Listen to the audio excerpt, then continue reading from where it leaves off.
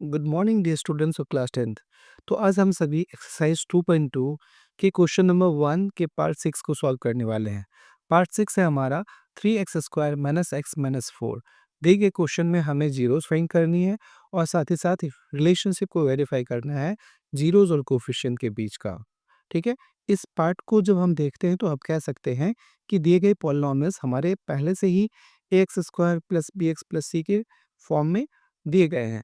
तो हम इसे इसके मिडिल टर्म को स्प्लिट करेंगे। तो जब हम इसके मिडिल टर्म को स्प्लिट करते हैं तो जैसे ही हमने ए और सी को मल्टीप्लाई किया तो हमारे पास वैल्यूज आई 12। जब 12 को हम फैक्टराइज करेंगे 2 6 12 होता है हमारा और 2 3 जा 6 होता है हमारा। और हमें इसे इस तरह से अरेंज करना है कि इनको ऐड या सब्ट्रैक्ट करने के बाद हमारी बी आनी चाहिए। तो 2 2 जा 4 होता है हमारा। ठीक है, 4 में जब हम 3 को माइनस करेंगे तो हमारा 1 आ जाएगा जो वैल्यू बी की है। तो हम कर सकते हैं इसे, ठीक है, by splitting the middle term हम लिखेंगे यहाँ पे by splitting the middle term, the middle term. ठीक है, हाँ, वी गेट, है ना, 3x² माइनस 4x। क्योंकि यहाँ पे हमारा माइनस है तो माइनस हमारा साइन आना चाहिए। तो बड़े में से छोटे को, है ना, बड़े की साइन क्या होनी चाहिए, माइनस। तो माइनस 4x प्लस 3x, ठीक है, माइनस 4। ये हो जाएगा हमारा स्प्लिट किया हुआ। अब हमें करना है पेयरिंग। तो 3x² माइनस 4x में कॉमन क्या दिख रहा है, तो कॉमन हमारा x है। ठीक है, तो हमारा यहाँ पे x कॉमन हो गया। x में कैसा मल्टीप्लाई करें कि हमारी वैल्यूज 3x² हो जाएगी, तो हमें 3x को मल्टीप्लाई करना होगा। सिमिलरली x में कैसे मल्टीप्लाई करें कि हमारी वैल्यूज -4x हो जाएगी, तो -4 को मल्टीप्लाई करना पड़ेगा। ठीक है, सेम यहाँ पे हमारा सेकेंड ग्रुप बनाना है। तो 3x और -4 में कॉमन क्या है हमारा, +1। +1 में कैसे मल्टीप्लाई करें कि 3x हो जाएगी, तो 3x को मल्टीप्लाई करना होगा। -4 लाने के लिए हमें 1 को -4 टाइम से मल्टीप्लाई करना होगा। वापस से रीग्रुप करते हैं। तो 3x - 4 हमारे दोनों साइड है, तो हमने 3x - 4 को कॉमन ले लिया। हमारे बाहर में कौन सी वैल्यूज बच गई, x+1। तो हमारी दूसरी वैल्यूज हो जाएगी x+1। ये दोनों हमारे फैक्टर्स से दिए गए क्वेश्चंस के। यहाँ पे हमें x की वैल्यूज निकालनी है। तो जब हमें ये 3x - 4 = 0 लिखेंगे तो यहाँ से x की वैल्यूज आ जाएगी। ठीक है, -4 जब राइट साइड जाएगा तो ये +4 हो जाएगा और 3 हमारा मल्टीप्लाई है, जब राइट साइड जाएगा तो ये डिवाइड हो जाएगा। सिमिलरली यहाँ पे जब x की वैल्यूज निकालनी होगी तो x+1 बराबर जब 0 होगा हमारा, तो हम x की वैल्यूज क्या निकाल सकते हैं, +1 जब राइट साइड जाएगा तो ये क्या हो जाएगा हमारा, -1। ठीक है, तो दिया गया क्वेश्चन है हमारा जीरोस फाइंड करना है। तो ये हमारे दोनों जीरोस पे, इनमें से हमें फर्स्ट वाले को अल्फा मान लेना है और सेकंड वाली वैल्यूज को बीटा मान लेनी है। ठीक है, अब हम इस क्वेश्चन के सेकंड पार्ट को सॉल्व करेंगे, जहाँ पे हमें जीरोस और कोफिशिएंट के बीच के रिलेशनशिप्स को दिखाने हैं। इसके वेरिफिकेशन पार्ट को देखते हैं। वेरिफिकेशन है हमारा sum of the zeros and the product of the zeros.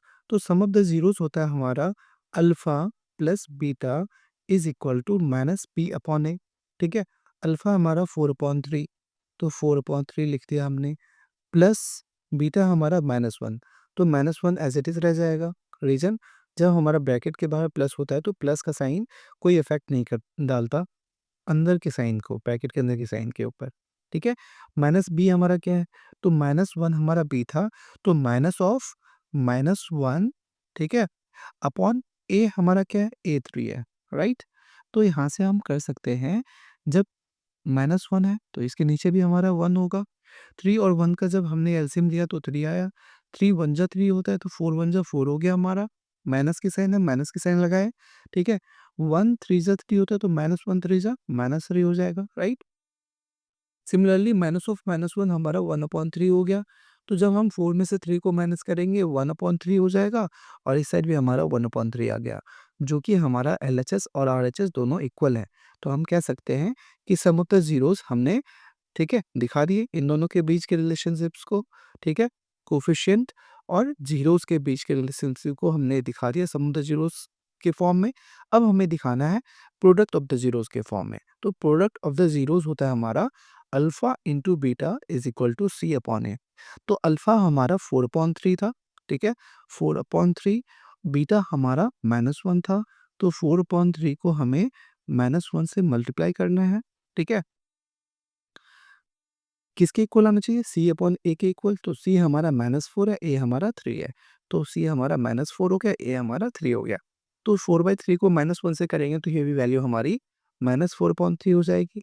Similarly -4/3 इधर भी है हमारे राइट साइड में।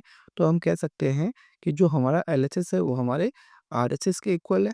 इस तरह से क्वेश्चन नंबर 1 एक्सरसाइज 2.2 का पार्ट 6 हमारा कंप्लीट होता है और हम zeros of the quadratic polynomial जो कि हमारा अल्फ़ा और बीटा के टर्म्स में आया है और रिलेशनशिप ज़ीरोज़ और कोएफ़िशिएंट ह के बीच का रिलेशनशिप हमने दिखा दिया सम ऑफ द ज़ीरोज़ और प्रोडक्ट ऑफ ज़ीरोज़ के फॉर्म में।